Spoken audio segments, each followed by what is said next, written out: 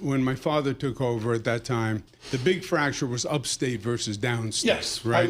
You lived it. Yes, we lived it. And upstate for non-New Yorkers, primarily Republican, leaning conservative. New York City at that time, very, very liberal. So that was the big divide. Now it's basically within New York City, and it's really within the Democratic Party. I mean, we have the Democratic-Republican schism, obviously, in New York City, but the Republican Party is relatively small in New York City. But we are working through this. What is the future of the Democratic Party post-Trump? And that is playing out in New York City and cities across the country. I'm going to give you a vignette. My Bentley was in the garage today. I had to take Uber to come into work. My driver is Dominican Republic, barely speaks English. He was so pleased to talk to me about you. He said, I'm voting for Andrew Cuomo, and this was his exact language. I am a Democrat conservative. I want to go back to Javits, Ed Koch, all of them. How does the conservative Democratic Party of that Dominican Republican driver, how does it move forward out of this primary where the liberals, the progressives, have been so dominant in the verbiage? Well, this is what's interesting. I was a crazy liberal all my life, right? My father was the son. My father used to tell me that. Yeah. I was the son of a crazy liberal and a crazy liberal. But the progressives have gone so far. First of all, I disagree with the word progressive, right? Like it's a new phrase that they coined. FDR was a progressive. My father was a progressive, right? So it's not a new term. But they are so far to the left that they have eclipsed what were traditionally progressive, liberal, use your word, ideology. And it is unrealistic, and it is counterproductive. And that's what people are starting to find out, especially in this environment. You know, post-COVID, cities are going through a crisis. Another hat, I was the former HUD Secretary, Housing and Urban Development under Clinton. And cities have gone through transformations over time. Post-COVID, this is going to be a major transformation for urban America. You don't have to be in a city anymore, right? The old days, you had to be here. The old days, you had to show up. And cities took advantage of that. You didn't have an option. You have options. It's called mobility. It's called remote work. And cities now have to be more competitive.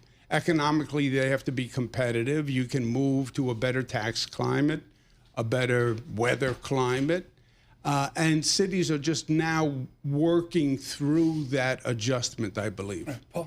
Governor, if you were to be elected governor and mayor of this great city, what would be job one on day one for you? Job one, problem is job one is like 3 jobs. Okay. It's public safety, because nothing works without public safety.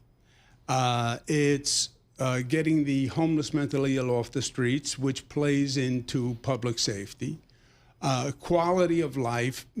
People feel the city is out of control, right? There's a sense of chaos when you walk down the street. That is correct. There's a fear when you descend into the subway now. That's relatively new, right? And that has to change. Before you get to the economics and taxes and are we chasing you out, et cetera, the first thing that chases you out is you're just not safe here. You don't feel comfortable here. And I think that's the first crisis. Well, then to follow on from that, and talking to Laura Namias, our lead on this, Jessica Tisch gets high marks. Can you give Jessica Tisch high marks in her early months of running NYPD? Oh, she's done a very good job. She has done a very good job. Can you say, do you reappoint her as that, or do you have someone else in mind? We got to make some news here. Yeah, we have to make some news. I am not in the, I don't believe in saying who you're going to appoint, who you're not going to appoint, this kind of arrogant until you get the job. I can tell you, I think Commissioner Tisch is doing a very good job. This stability. We went through a number of police commissioners. Each one brought their own tumult and their own transformation. Jessica Tisch is steady. The NYPD feels steady. But the NYPD alone really is not going to be enough to restore to people the sense that I feel comfortable in New York City. It's worth my paying the premium to live here. I pay a premium to live in New York City. Right. I'm paying high taxes, but I get X, Y, and Z. And Paul, we just heard that from Charles Cantor. Exactly on right. the Upper East Side. You mentioned the subway here, the MTA. I don't know. I've been riding this subway for 35 years every day. I tell people the only thing that's changed in 35 years, the cars are now air conditioned. Everything else is the same, which is a good thing. That's a compliment. It gets millions of people around the city every day. However, as governor, you said the city should pay more for the MTA. As mayor, how would you manage the MTA? Because we've got congestion pricing. We've got a big shortfall there. How do we keep this subway riding safely, efficiently? The first step on the subways is safety, quality of life, getting the homeless, mentally ill off the subways. That's what frightens people. Not just homeless people. Urban environments have homeless people.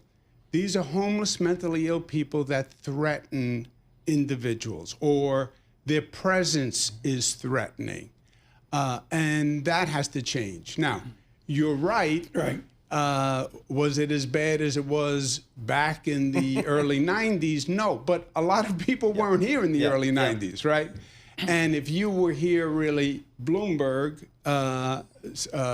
Mayor Bloomberg, post, the city was much safer, much cleaner, felt much different. And this is a dramatic juxtaposition to that. Andrew Cuomo with us, folks. We welcome all of you on Bloomberg Television and Bloomberg Radio across the nation, of course, out on YouTube.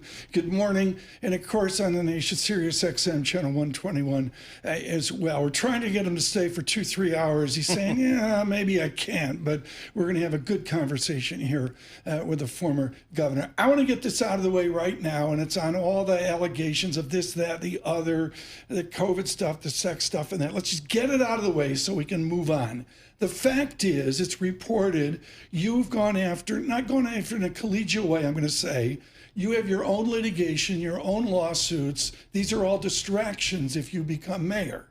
And the floating out there is the idea, okay, now Mike told me once mayor's a 28-hour-a-week job. I don't know if that's true or not, but let's say it's a full commitment to be mayor.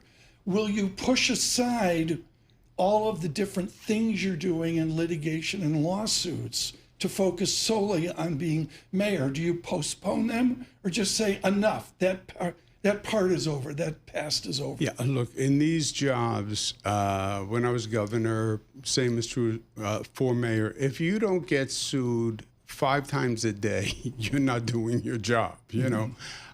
So you have to be very good at compartmentalizing, to use a word, but handing off pieces that are not currently relevant. And that has to be done no matter what. We saw some very disturbing images coming out of the city of Los Angeles over the weekend. How do you view just how we deal with immigrants, how we deal with the policing of our cities vis-a-vis the federal government sending in troops? When you looked at the images this weekend of Los Angeles, how did you project that upon New York City? This gets into President Trump's strategy, I believe. And look, first of all, on the immigration issue, he was very clear in his campaign. He believes it's an issue that works for him. During the campaign, he said he was going to deport criminals, dangerous criminals. And everybody said, yes, support dangerous criminals, of course. Now we're deporting 7-year-olds and we're disrupting families. And by the way, we're deporting people who shouldn't be deported. So that's a change. But this issue works for the president politically. The president is also very good, and I worked with the president in the first Trump administration, worked with euphemism. We had a lot of controversy, but this is a different tempo for him. Wayne Gretzky, skate to where the puck is going to be, not where it was. The Democrats have to adjust. They are skating to where the puck was. This immigration issue in some ways is a distraction from what Trump is really doing with cities, which is cutting the budget in a way that is so dramatic that you could really cause major difficulties for urban areas. Governor Cuomo, pro tip. When you're going to talk a hockey, you're in a mayoral race. You pick Jean Rattel or someone like that with the New York Rangers. You don't go with Gretzky. Andrew Cuomo with us here as we look at this mayoral race. Okay, Robert Kuttner, no friend of yours, writing in American Prospect. He says, did Cuomo peak too soon? You've got the tensions of the primary. If you take the primary, the tensions of a general election with different independent candidates and that. Is the present mayor in the back pocket of the President of the United States? And if we get LA, as Paul mentions, here, can you imagine this? I mean, I'll let you pick the geography, Governor Cuomo, but the present mayor of New York, can he protect the citizens of this city, given the relationship with the president after what we've seen in LA? Short answer, no.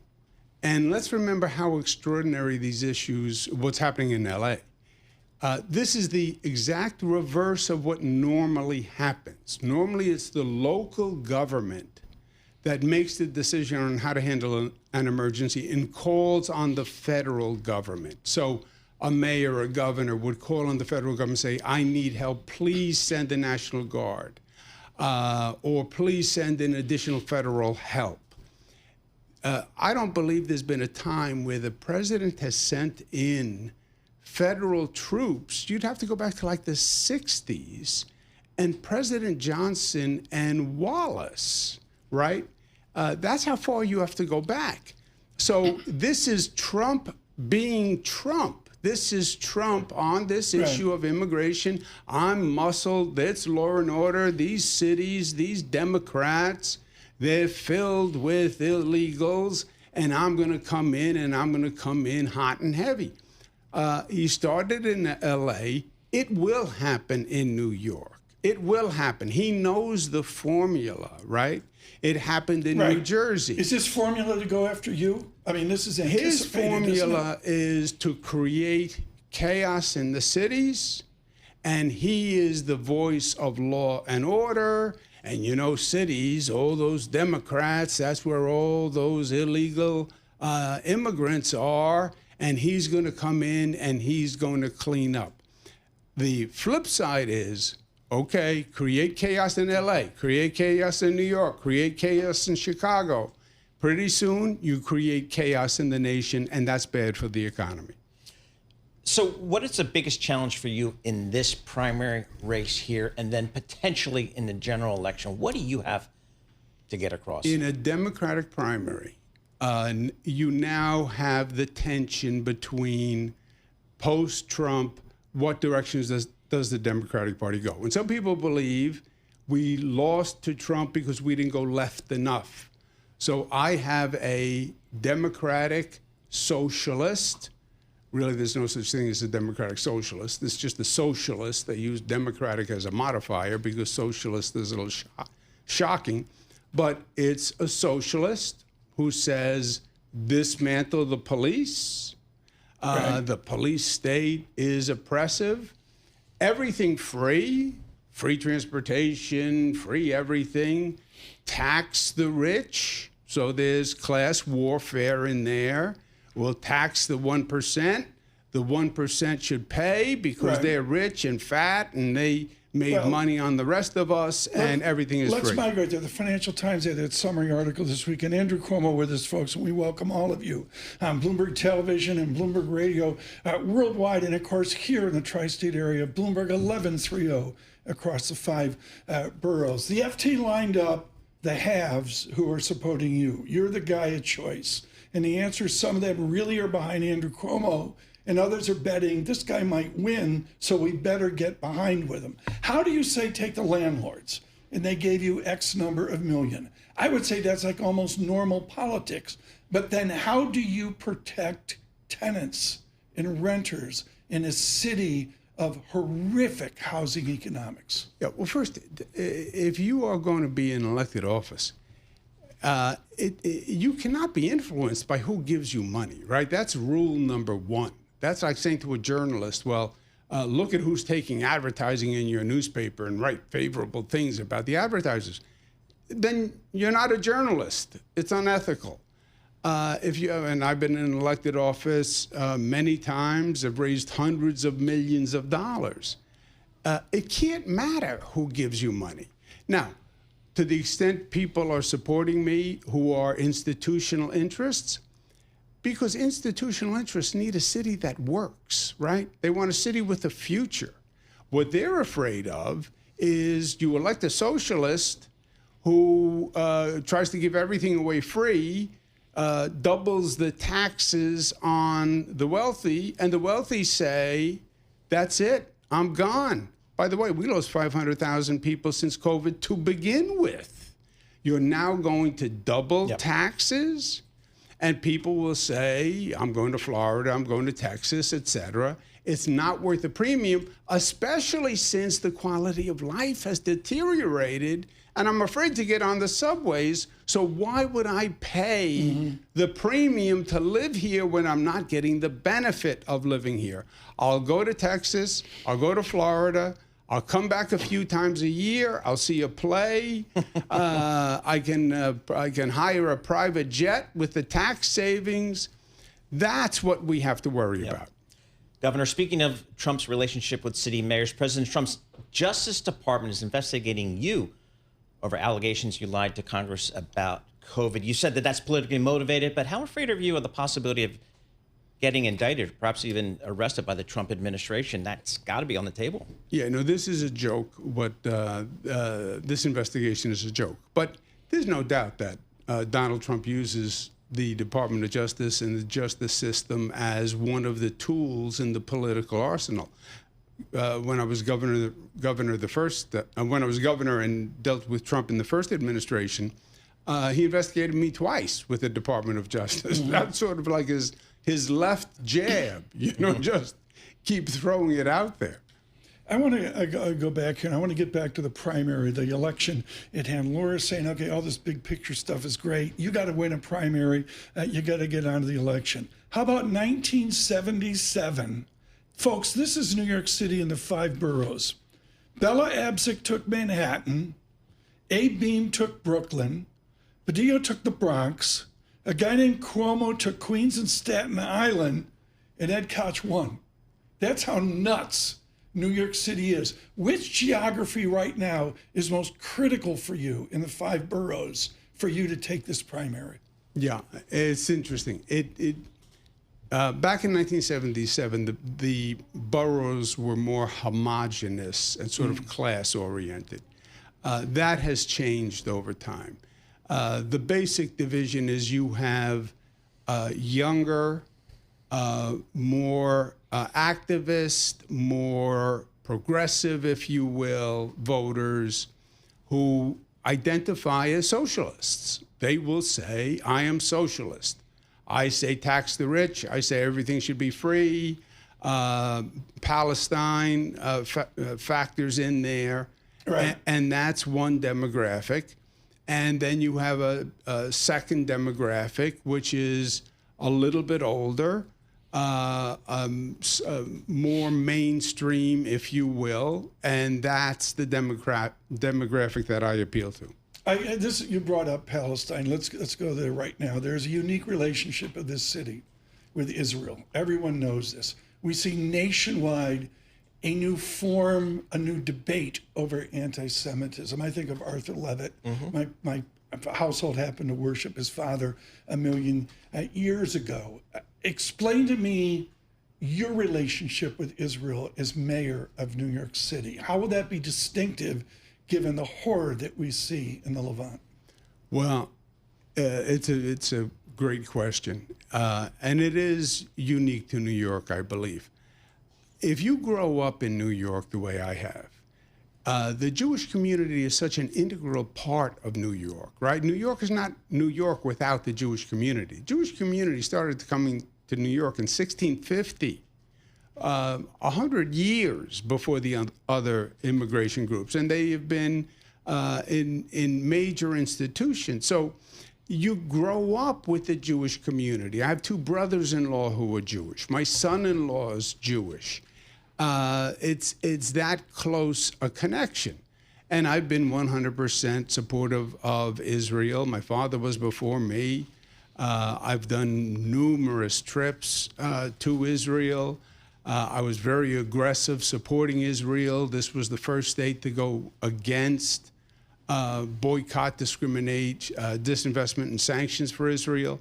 So it is a very pro-Israel state. Paul, get one in here, please. Governor, no one presumably, arguably, takes the air out of the room more than President Trump. He just demands the media attention in a way we've never seen before. Are you surprised that the Democratic Party, no one has stepped up, no voice has emerged to at least counter some of the policies and some of the arguments coming out of the Trump administration? And would you relish that role at some point? Well, I'll go back to the Wayne Gretzky quote that I wasn't supposed to use. Quote a Ranger. Rangers. You're in New York. He was a Ranger. He was a Ranger. Mark Messier, please. First, the Democrats have to get the cadence of the game. They are coming up a day late, right? I don't believe this. I believe this immigration and Los Angeles, and it's going to get worse, and it's going to be New York. I believe this works politically for Donald Trump. I also believe it masks the budget debate, which is really the consequential debate for urban America short term. And he's onto a new topic now. And the Democrats wind up a day late, because if you're arguing about the budget today, you're missing Los Angeles and New Jersey and the whole immigration debate. We're going to wrap up here in a moment here for Bloomberg Television and Bloomberg Radio. Andrew Cuomo with us. Politico, there was a mayor from Chicago who can be a little spicy named Emmanuel. He's out this weekend, and Rama's all wound up about the weak in the woke Democratic Party brand. And I would say he was basically... he is mayor of Chicago, and potentially you as mayor of New York are the ones fighting the fight to get the Democratic Party to get some backbone. Does that lead to a presidential effort in 2028? I mean, is the Democratic Party going to shift back to that centrist tendency that we talked about in 1985? Centrist, forget the trying to define political ideology. I worked with Rahm in the Clinton administration. It's sort of practical and common sense, right? The Democrats lost to Trump. Why did we lose to Trump? I don't believe Trump won. I believe the Democrats lost. I believe what happened is the Democrats became disconnected from their people. They became disconnected from the kitchen table issues. Talk to me about my mortgage. Talk to me about my job. Talk to me about the economy. Talk to me about public safety. I don't want to hear about these esoteric issues right now when I'm worried about my life today. And do something for me. You're the Democratic Party. The Democratic Party fundamentally believes in the functionality of government, and you haven't functioned. Show me something that you did for me that made a difference in my life. Joe Biden, you were president. What did you do that I can see, feel, or touch? That's where the Democrats blew. Paul, this is so important. I want to get back to some of the basic stuff Paul was talking about. I mean, day one, the congestion tax. Day one, bike lanes. Day one, nobody can afford to live in this city. What's the day? Paul asked us earlier. What's your day one mandate to those kitchen table Democrats, independents, and disaffected Republicans? What they're saying first is make me safe. I'm afraid to take the subways. And I haven't felt that way in 15 years. Make me safe. And that is public safety, that's mentally ill, homeless, et cetera, blending into quality of life. That's job one. And then affordability. I need to be able to pay the rent. I got 45 seconds because of all the fancy stuff here in the Bloomberg News organization. Your father stopped America with a convention speech. Are you going to be at a convention running for president in the future? I'm running for mayor, and that's enough.